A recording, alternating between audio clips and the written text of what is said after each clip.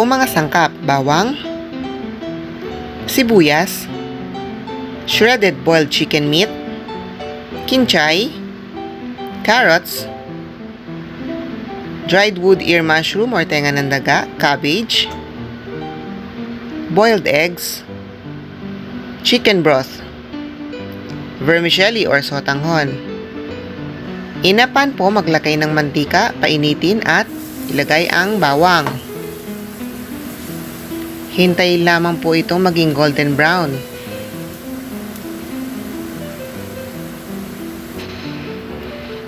Pwede na po natin ilagay ang ating sibuyas.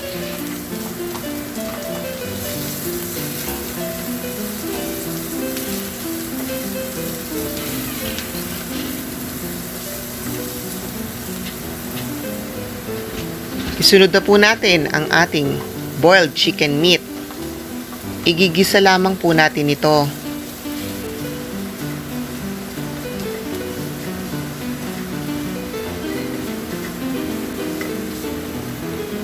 Sinama ko na rin po ang kinchay at ang ating carrots. Sa pampalasa naman po, pwede pong asin or patis. Para sa akin po, dito sa aking recipe na ginawa, ang ginamit ko po ay patis, pampaalat. Nilagyan ko po ng paminta. At yan na nga po yung patis. Halu-haluin lamang po. Kapag medyo luto na po yung carrots, ihanda na po natin ang ating chicken broth. Ang chicken broth po natin kanina, pinagpakuluan ng manok, nilagyan ko na po yan ng kaunting patis at paminta. Ayan, isinama ko na po ang ating ginisang chicken meat at gulay. Madali lamang pong ito lutuin dahil luto na rin naman ang ating mga chicken meat. Hinihulog ko na rin po ang ating vermicelli or sotanghon.